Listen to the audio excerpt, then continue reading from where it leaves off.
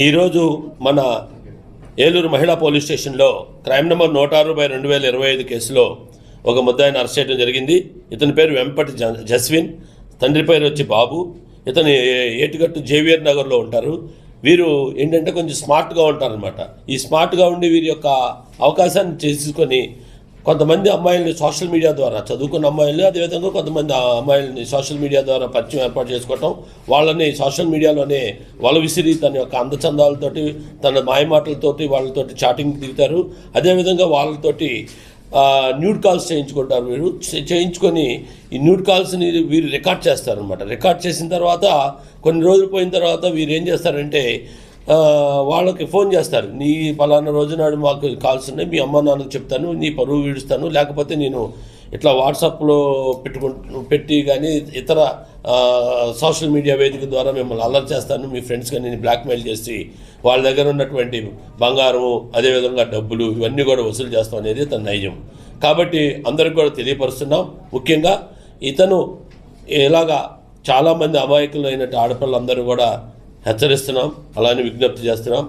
చూడండి, వీళ్ళు మాయమాటలు చెప్పి మిమ్మల్ని పెళ్ళిళ్ళు చేసుకుంటాం, మీతో జీవితం సాగిస్తామని చెప్పేసి మిమ్మల్ని ప్రలోభపెట్టి మీతోటి చేయకూడని పనులతో చేయిస్తూ ఇలా చేస్తున్నటువంటి వ్యక్తులు వీళ్ళు. అదేవిధంగా తర్వాత వాళ్ళ వికృతి రూపాన్ని ప్రదర్శిస్తూ వీరు ఈ విధమైనటువంటి చర్యలకు పాల్పడుతున్నారు. ముఖ్యంగా ఇతను ఒక క్రికెట్ ప్లేయరు.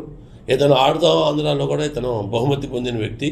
అలాంటి వ్యక్తి ఇతను తన యొక్క క్రీడా నైపుణ్యంతో పాటు దీని యొక్క ఈ వికృతమైన నైపుణ్యాన్ని కూడా ప్రదర్శించి అనేక మంది అమ్మాయిలని ట్రాప్ చేయటం, వాళ్ళ మాయమాటలు చెప్పటం, ఇతను ఈ స్మార్ట్నెస్ కొంత చూపించి ఓవర్ స్మార్ట్గా ఇతను ఈ అమ్మాయిలు ట్రాప్ చేయడంతో పాటు వారిని ప్రలోభ పెట్టి వారితోటి ఈ న్యూడ్ కాల్స్ చేయించుకోవడం జరుగుతుంది. తర్వాత తద్వారా ఇతను వాళ్ళ బ్లాక్మెయిల్ చేస్తూ, బెదిరిస్తూ వాళ్ళ దగ్గర డబ్బులు వసూలు చేయటం, అదేవిధంగా ఈ విధంగా బంగారం, ఏం డబ్బులు లేకపోతే మీ దగ్గర ఉన్న బంగారం ఇవ్వండి, మీరు పెట్టుకున్న ఇవన్నీ ఇవ్వండి అని చెప్పేసి బెదిరించి వాళ్ళతో తీసుకోవడం జరుగుతుంది.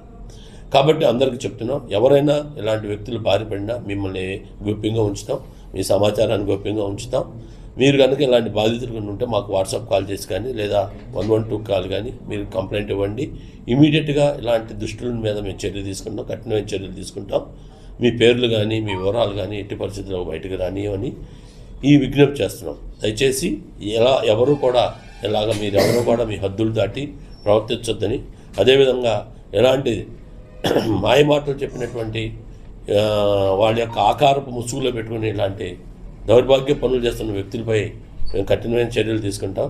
దీంట్లో ఎటువంటి ఇది లేదు. కాబట్టి అలా మోసపోతున్న వ్యక్తులు కానీ ఎవరన్నా కానీ ఉంటే మాకు సీక్రెట్గా మాకు కాల్ చేయండి, మేము మీ వివరాలన్నీ కూడా గోప్యంగా ఉంచుతామని చెప్పి ఈ సందర్భంగా మీకు తెలియపరుస్తున్నాం.